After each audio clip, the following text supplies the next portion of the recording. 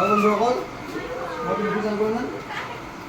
মোক ফোন কৰিছিল ইয়াৰে স্থানীয় ব্যক্তি এজনে, ইয়াত বোলে এটা চকৰি ভিত্তি কি সোমাই আছে, এইটো তেখেতসকলৰ থকা ঘৰ, তাতে সোমাই আছে। আহকচোন আমি হাতটো কেনেকৈ ধৰোঁ, কেনেকৈ কি কৰোঁ চাওঁ।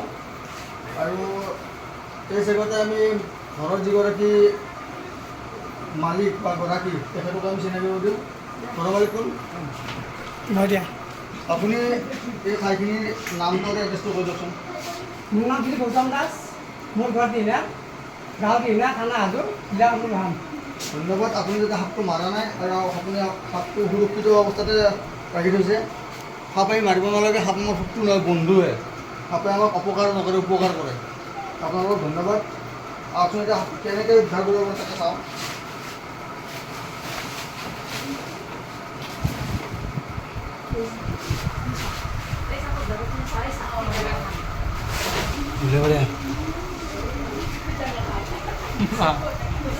হয় বন্ধুসকল, এইটো চকৰি ভিত্তি নহয়, ইণ্ডিয়ান হেডাৰ স্নেক। এইটো টোটেলি নন ভেনাছ স্নেক। এইটো ইয়াতে নিগনি পাইছে, নিগনি খাব আহিছে। এতিয়া কাৰণে ধুনীয়াকৈ টেষ্টটো ধৰক।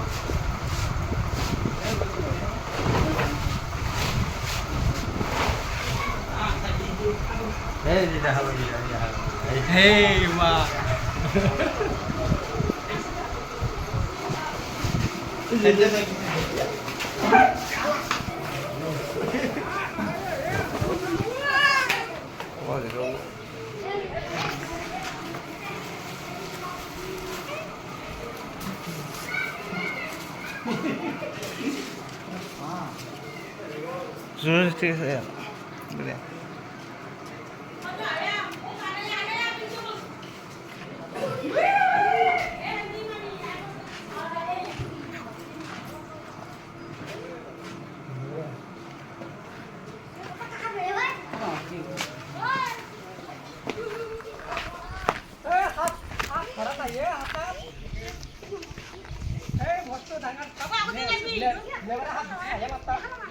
হয় বন্ধুসকল, এইটো ইণ্ডিয়ান ৰেড স্নেক।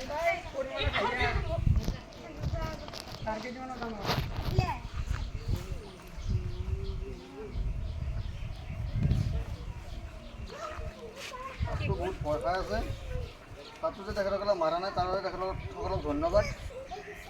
এইটো চাওক, মৰম লগা সাপ।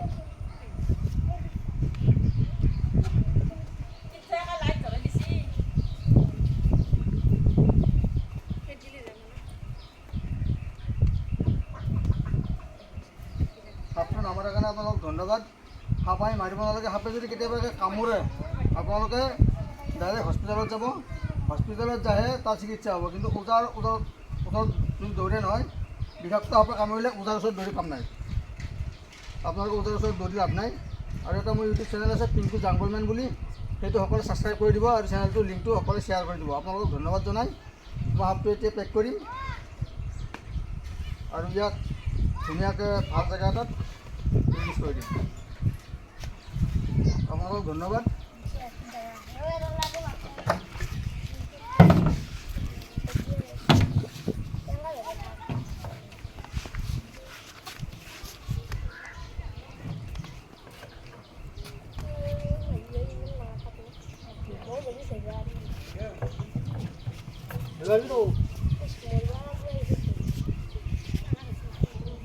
কেই ফুটমান হ'ব দা? সাপটো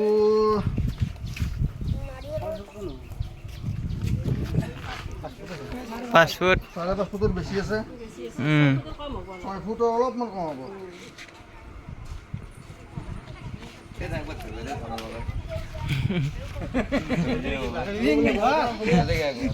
আপোনালোকে কোনেও সাপ ধৰিব চেষ্টা নকৰে যদিহে ট্ৰেইনিং নাথাকে। যদি ক'ৰবাত ট্ৰেইনিং লৈ আহে তেতিয়া সাপ ধৰিব চেষ্টা কৰক, কাৰণ আপোনালোকে সাপ চিনি নাপায়। যদি কেতিয়াবা কাৰোবাৰ ঘৰত সাপ ওলায়, তেতিয়াহ'লে মোৰ চেনেলটো ছাবস্ক্ৰাইব কৰি থ'ব, পিংকু জাংগলমেন বুলি। তেতিয়া তাত নাম্বাৰটো দিয়া আছে, তাৰ পৰা আপোনালোকে ফোন কৰিব।